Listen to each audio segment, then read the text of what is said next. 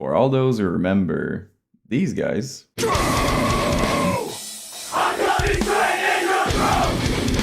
they were a big part of the MySpace era, and it's gonna be an absolute honor to share their story with you today. I sat down with Jake, the guitar player of DEMISE My Rise, and he was kind enough to explain to me everything that happened and basically anything you'd want to know about the band. So my friend, as usual, take a cup of coffee, cigarette, waffle, whatever you feel like, as we explore the DEMISE My Rise MySpace era.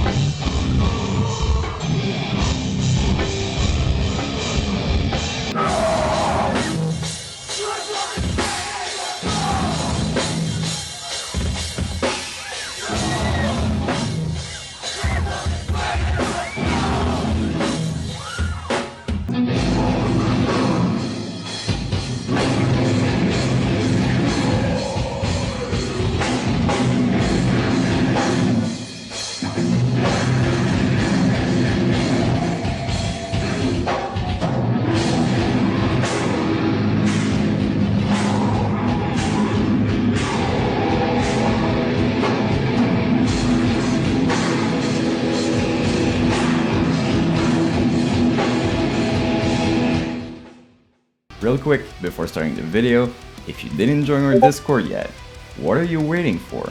We have such a great community, it's free to join, and the link is in the description, so I'll see you there, or not.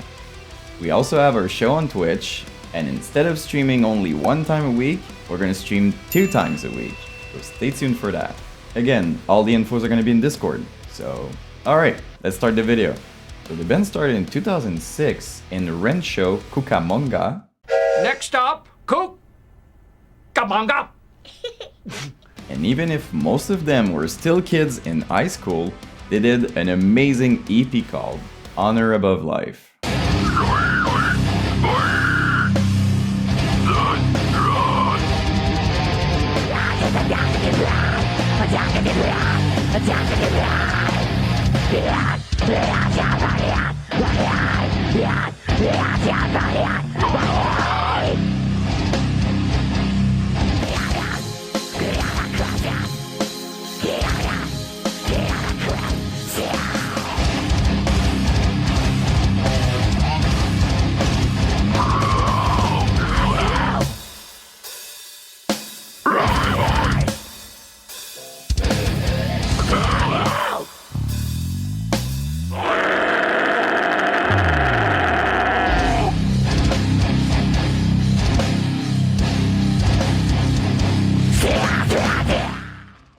Such a cool EP. I mean, this type of sound is such a staple of the MySpace era, right?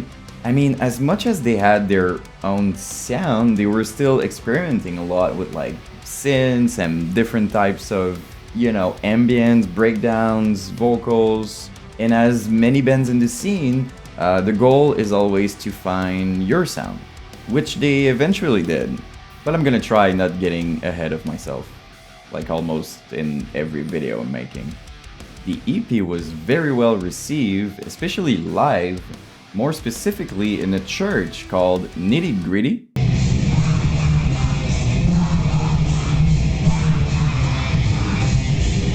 I just feel like every city around the world kind of had this venue that everybody bands were playing at. It's like the second you create a band, you just know you're gonna play there somehow. Well, this church was it. And fun fact, the band, DEMISE My Rise, was actually practicing there, like on the stage with nobody around. It was kind of just rehearsing together, but that way they could practice their presence on stage and get very good at it super early on. Which brings us to the release of their second EP called Stay Strong.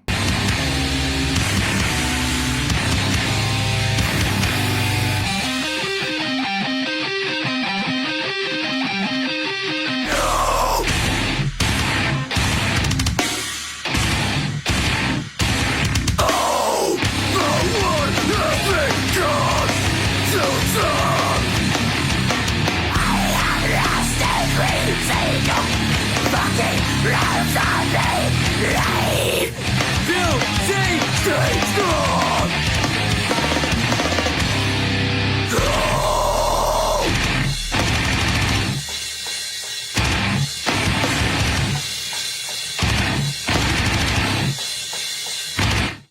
This is when Jake Anderson from Carnifex officially joined Her Demise My Rise to take things to the next level. Jake told me that he saw the song Straight in Your Throat featured on the Stay Strong EP as the song who had the most potential, if you will. He actually thought that this song would potentially help the band reaching a wider audience. And he was right. They even did an official video for it, and guess where it was filmed? The Nitty Gritty Church.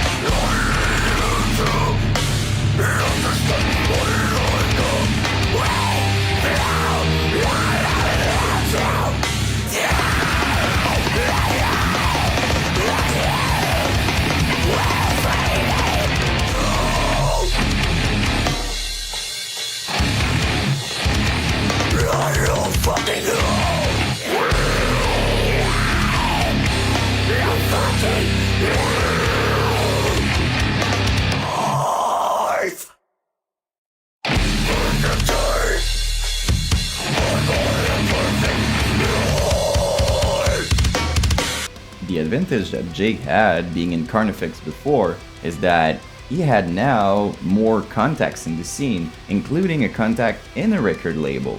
So after he showed him the song, he was actually very impressed by it. The only thing was, Jake wasn't technically on it because the song was made before he joined the band. So for the label, it was kind of missing Jake's touch, if you will. So then, to really understand what the band was about, the label crew went to one of the shows, of course, again, at the church. And yes, I do have footage of it. We are Her Demise My Rise.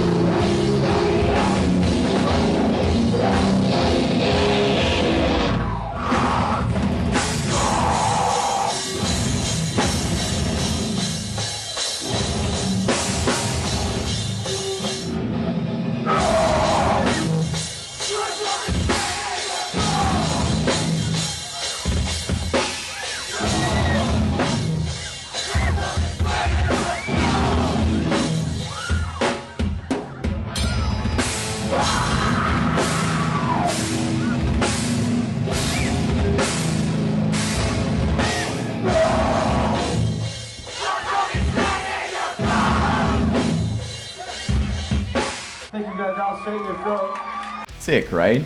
I mean, obviously the label really liked what they saw, and I found other shows that they did during that time. They were on fire.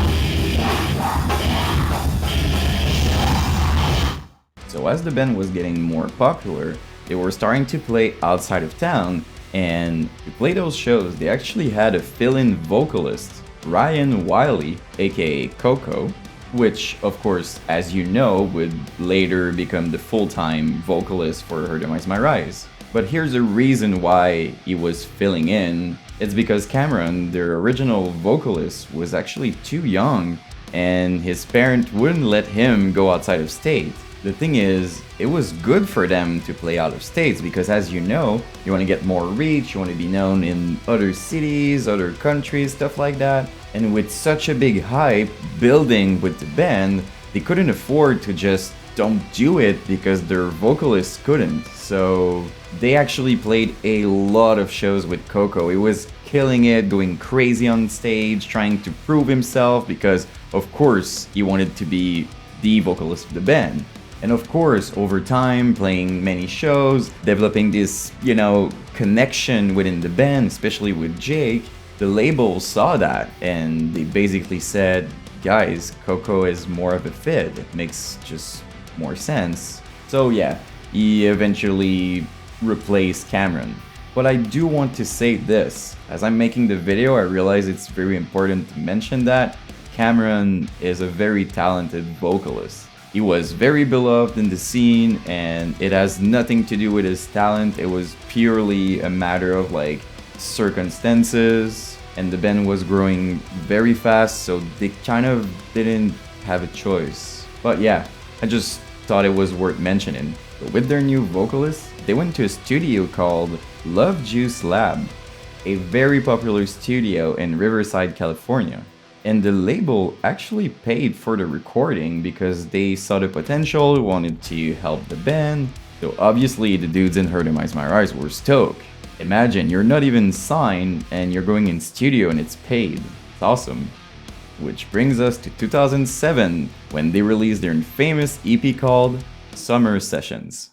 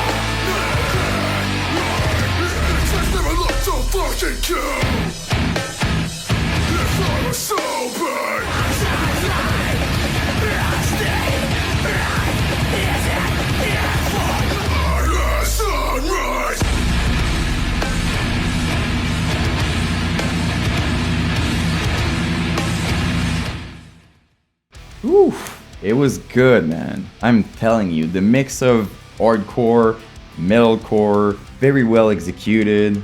I think Coco completely killed it on the vocals. Jake's writing is incredible. I really like the songwriting on the EP. These songs were just fun. You could tell it was built for the live performances. Jake told me they basically instantly blew up. The record label really liked the EP. The songs were doing very well on MySpace, which, as you know, was a big deal. They were apparently getting 200,000 plays in a month. Again, remember, we're not talking about YouTube or Spotify. We're talking about MySpace. Numbers were different, and let me tell you, 200,000 plays, it was a big deal. But yeah, the band was on fire, going crazy live. We just arrived in Phoenix, Arizona. You sure did. And we're walking up the freaking aisleway. Guys, walk faster.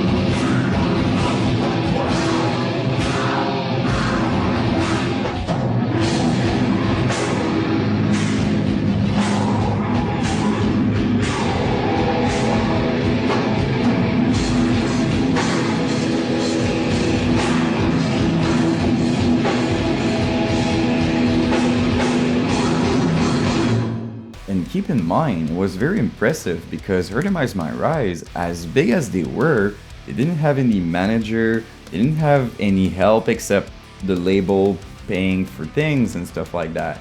But Jake told me he was the one booking the shows, organizing things for the merch and stuff like that, the marketing strategies, pretty much everything if you think about it. He always had a different vision, you know? And with Her Demise My Rise, for the very first time, he could make it happen. So yeah, they kept killing it, doing their thing, live shows, tour, all that, and they eventually got signed by 2 labels, Uprising and The City's Burning. 2 very cool upcoming labels at the time that did this weird collaboration or something. It's honestly the first time that I see a double sign-in thing, so I'm not sure exactly how it worked, but of course for the band it was cool. It meant just more opportunities, if you will. Just to give you an idea, they were already getting tours with big bands like Chelsea Grin,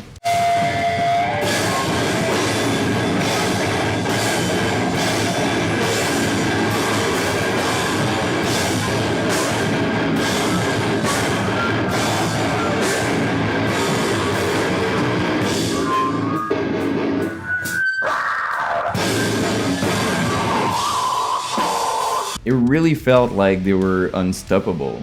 During that same period of time, they were in the process of writing their very first full-length album. And as they were doing that, they were partying, you know, enjoying their rise in the scene. When I was talking about it with Jake, he really seemed to remember fondly how great it was for them. So the band actually recorded at 2 different studios their first full-length album. The first studio just didn't work out at all, and they basically wasted a lot of money on it, which of course was very unfortunate. But then they went to the Sky Blue studio, very good studio, and yes, I did find some amazing studio updates. You know how much I like those.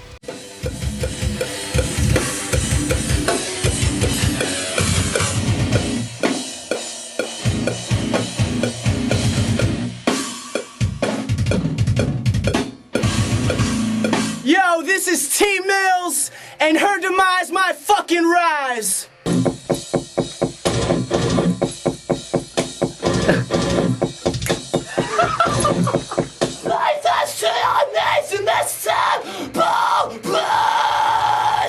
What about me?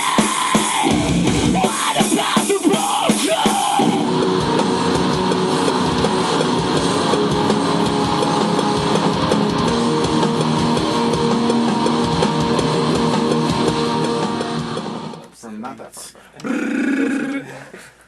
Benjamin.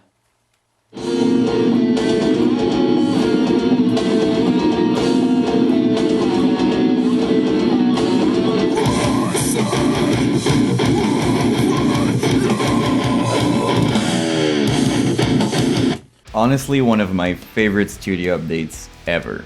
I remember being so happy because I was a big fan of Austin and of Mice and Men, and also a big fan of females. So of course, seeing them in studio with one of my favorite bands was a big deal for me. And also, before the official release, they did a vlog to announce their brand new album. What's up, guys? It's Her Demise My Rise. We're currently in Idaho. No, we're in Twin Falls, Idaho right now. We're on tour, our first tour on our record label, Uprising / The City is Burning. We got a new CD coming out soon, The Takeover. Be stoked for it. We got a new song we just put up on the MySpace a couple days ago, featuring Austin Carlisle from of Mice and Men and X Attack Attack. Guy's a great dude. And Travis Mills is also on the track. Check out his new EP that just came out, the Finders Keepers EP. He's on tour with Warped right now all summer in our sponsored clothing lines, Umbrella. We got about 20 dates left on the tour. You know, it's been pretty fun so far. Everything's been cool. Which brings us to 2009, when the band finally released their famous album called The Takeover.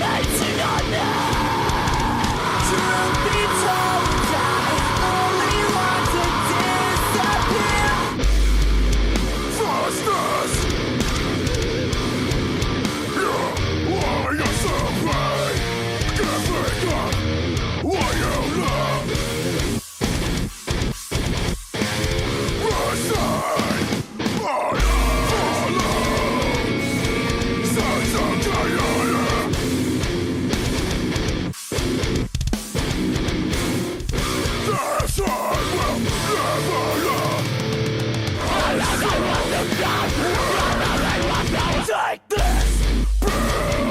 Relentless! Fucking relentless! Relentless will be fucking sickness!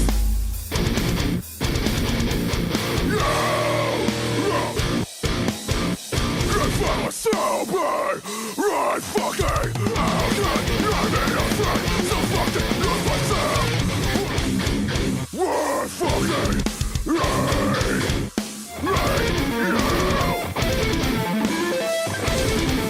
I will stay strong, not my fault, gain ground. I will stay strong. Right, you're gonna ride.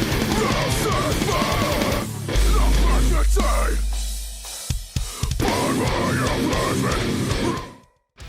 Such a cool album, man. I mean, it was very unique. The songs were very heavy, but at the same time, extremely catchy. If you remember the scene back in 2009, it was exactly what people wanted. Heavy parts with catchy parts. A very good example of that was A Day to Remember, a band who can be very catchy, but also very heavy. Disrespect your surroundings.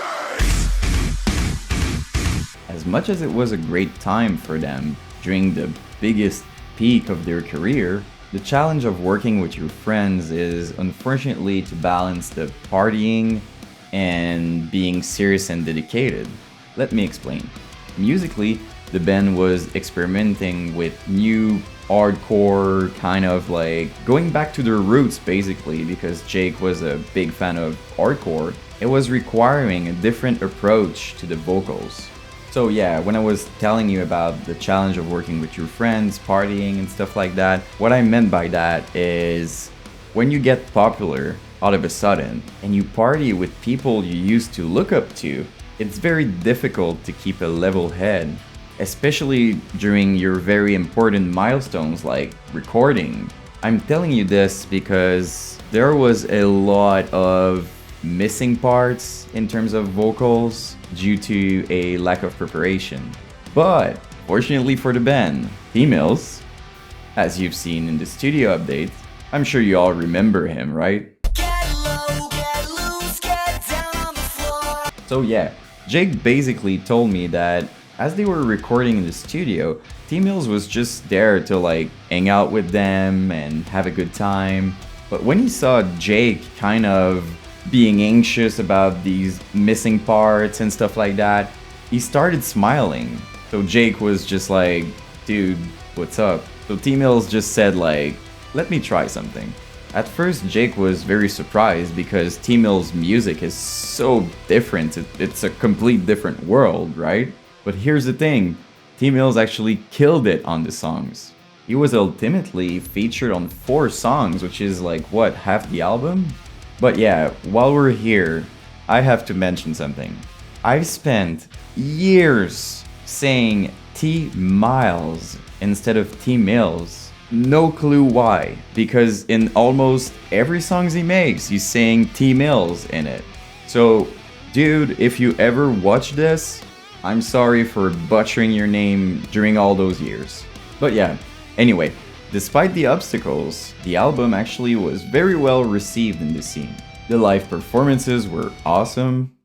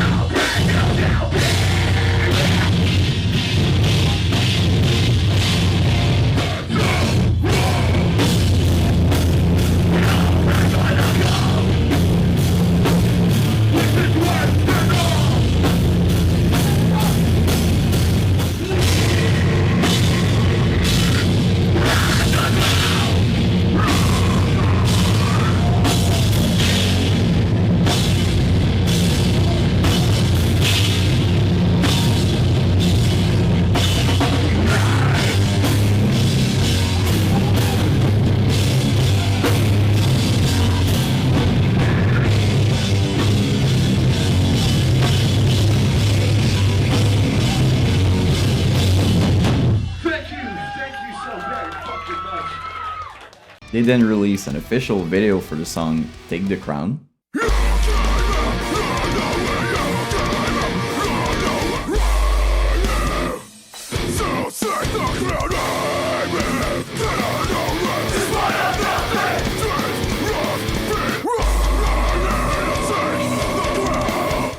Then, during the summer, the band got proposed to do the Vans Warped Tour. Great, right? Except it wasn't great. It never happened. Here's a story. So when they got to California, where the tour officially starts, the stage wasn't ready for them. What the hell does that even mean? Anyway, when they called the label, they told them that it was a mistake or something and that their stage would be ready by the time they get to Arizona. So the plan was to hang out, be with their friends in other bands and meet their fans and stuff like that, building relationship, kind of a vacation in a way, which is what the band did. It wasn't easy for them to look at their friends playing on stage while they were sitting there. But they thought, you know, we still want to do the Vans Warped Tour, it's a big deal and we're gonna be able to play soon, so it's alright. Now, guess what happened when they got to Arizona? Yeah, there was no stage for them at all. Jake told me that the band was tired of waiting on the sidelines, you know, watching people perform. And then you get told that you won't play.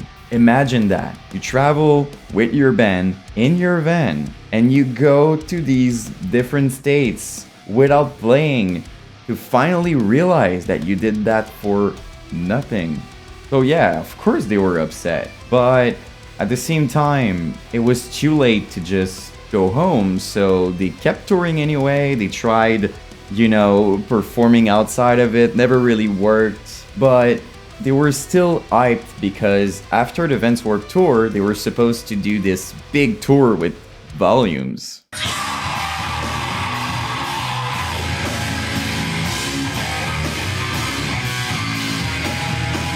Now you might be thinking, well, at least they got a tour of Volumes, right? But see, the thing is, half the band actually quit. It just left because, of course, they got discouraged, you know, with the whole Vans Warped Tour not happening and stuff like that, which left Coco and Jake as the only remaining members in the band. And as it was at the time, Coco had very big opportunities to go on stage with bands like Of Mice and Men. Cool, right? Except not really, because you see, with half the members of DEMISE My Rise gone, while Coco was getting all these amazing experiences, he of course wanted to keep going, you know? He was in big band bosses, partying, you know, playing live, having fun. But on the other end, Jake was telling him, dude, we have to go home. We don't have our members anymore. We have to figure out something. So kind of heartbroken, but at the same time understanding the situation, Coco eventually said, okay, let's go home. Jake told me that, of course, it was a very tough ride home because, you know, Coco was disappointed for many things at the same time, you know? The band was kind of falling apart, away from all these amazing opportunities, and of course Jake was devastated too because he felt bad for his friends, for the band, for everything. It was a tough spot for the both of them, you know? But at least they didn't come back home empty-handed. They actually found a very sick drummer who was in Rose's funeral.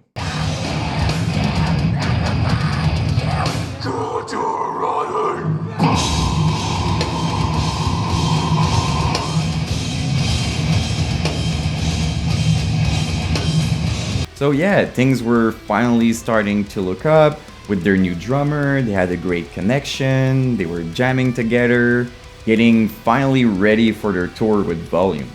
But again, there was another problem. See, after all the touring with the Vans Warped Tour and all that, and having to go back home, which was like so far away, their van was in a bad shape. And of course, when they called their label to ask for money to repair the van, they said no. So again, very upset. Jake called the guys in Volumes, and he's like, dude, we can't do the tour. Unfortunately, our van broke, and we don't have money to repair it. We're, you know, kind of screwed. It's over. We are screwed.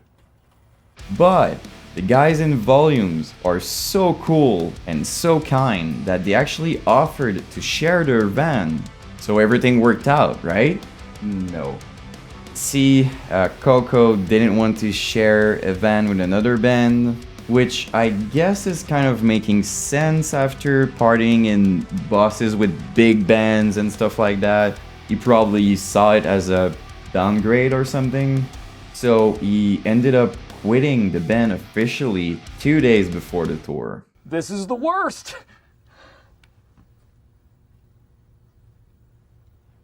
I don't know, it's very upsetting. It's even more upsetting when they realize that this tour was a very important one. This is the tour that actually put Volumes on the map back then. This tour was to test smaller bands to get them to the next step. So it was kind of the final challenge for DEMISE My Rise. They were this close to make it. And it was pretty much the nail in the coffin for DEMISE My Rise. This is when the band ended. It must have been so difficult for Jake. Imagine, you were in Carnifex. You go on and you do your own thing, and you bring a band to such a high level, and you get a good audience, a lot of fans across the world, and then nothing. He told me it was very humbling for him. He had to work in a gas station, going back to school, but don't worry, I'm not leaving you on a bad note. After years of picking himself up, working hard, reconnecting and basically rediscovering who he was as a person, Jake finally came back to his roots, making music again, and believe me, it's amazing. It's called Manitou. And if you love old school deathcore, you're gonna love their music. Their vocalist is a pure beast. The songwriting is on point. I'm telling you guys, check it out.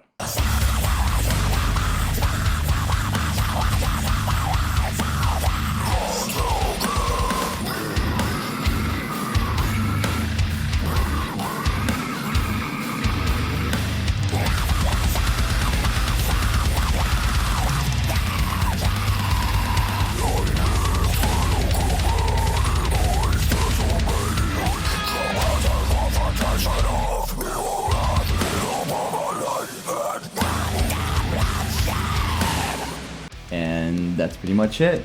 Thank you so much, Jake, for sitting down with me, taking the time to share your story, and most importantly, giving me the opportunity to share it with the world. It's such an honor, man.